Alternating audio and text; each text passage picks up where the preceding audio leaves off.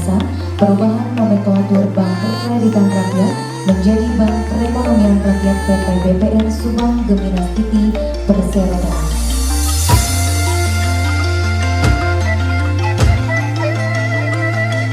Dengan adanya perubahan nomenklatur ini, diharapkan bahwa BPR akan lebih memiliki daya saing dan meningkatkan fungsi intermediasi BPR menjadi lebih optimal.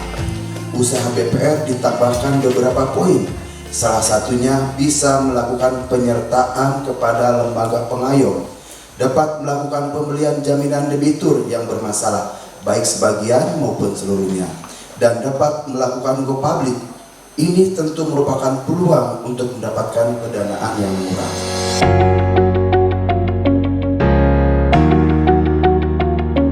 Yang ingin saya sampaikan pada kesempatan ini, dengan perubahan nama dari Bank Perkreditan ke Bank Perekonomian, ini harus dimaknai itu sebagai peluang, bukan hanya sekedar perubahan nomenklatur.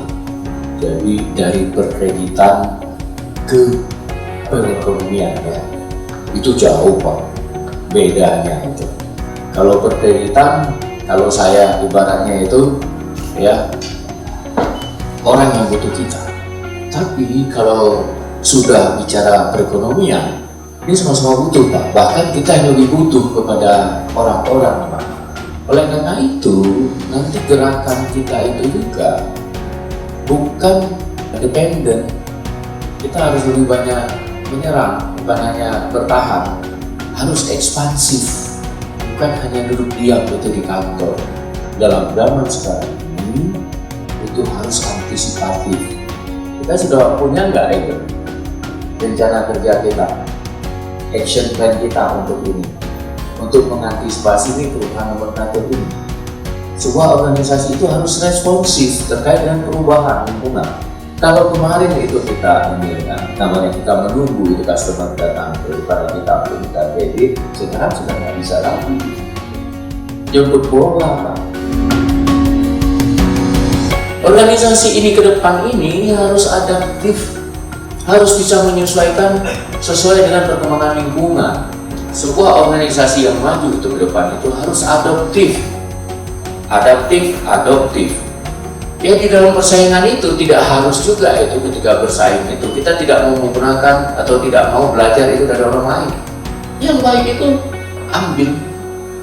Mentalitas juga itu harus berubah kepada Islam.